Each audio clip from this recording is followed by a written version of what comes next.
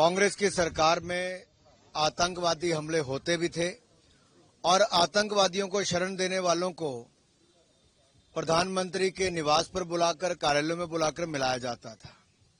ये तस्वीरें किसी से छिपी नहीं है। कमजोर सरकार 10 साल तक जब केंद्र में रही तो एक के बाद दूसरे आतंकवादी हमले भारत पे बढ़ते गए। नरेंद्र मोदी जी की सरकार में जांच एजेंसियों को खुली छूट दी गई, पूरा समर्थन दिया गया। अपनी सेनाओं को भी आतंकवादियों को और उनके ठिकानों को ध्वस्त करने के लिए खुली छूट दी गई। सर्जिकल स्ट्राइक भी हुई तो मोदी सरकार में, एयर स्ट्राइक हुई तो मोदी सरकार में। ऐसे आतंकवादियों को अमेरिका से वापस हिंदुस्तान लाने का काम भी तो अवर राणा जैसे लोगों को लाने का काम किया तो मोदी सरकार ने किया।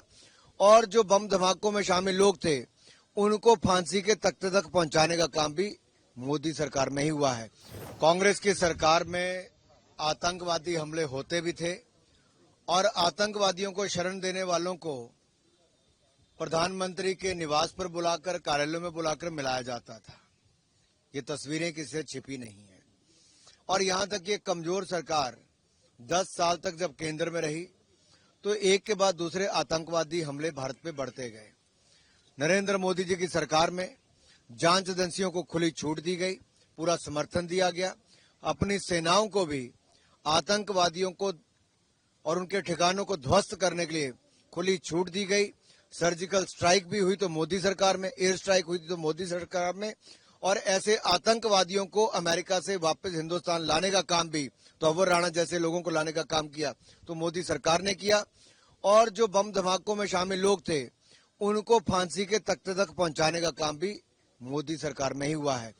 भारत पहले से ज्यादा सुरक्षित अपने आप को महसूस करता है और अंतर्राष्ट्रीय स्तर पे आतंकवाद के खिलाफ मोदी जी ने लगातार आवाज उठाई है, विदेश नीति में बदलाव लाए हैं, विदेशी सरकारों के साथ अलग अलग तरह पर, अलग अलग स्टेज पे जहां पे एग्रीमेंट्स किए गए और प्रयास किए गए, तभी जाकर ऐसे घिनौने लोग जिन्होंने आतंकवाद को बढ़ावा दिया उनको आज भारत पर प्रत्यर्पण किया है और उनको अब सजा भी देने का काम किया जाएगा।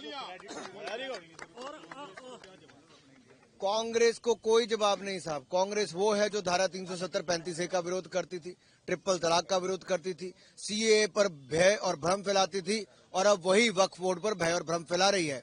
कांग्रेस का काम केवल भय और भ्रम फैलाना है और वोट पाने के लिए तुष्टीकरण की राजनीति करना है। ना ये आतंकवादियों के खिलाफ कभी कदम उठा पाए और आज भी वक्फ बोर्ड पर जिस तरह से भ्रमित करने का प्रयास करते हैं। कांग्रेस की बांटो और राज करो की राजनीति का अब अंत हो चुका है, आगे इनके लिए कुछ नहीं है।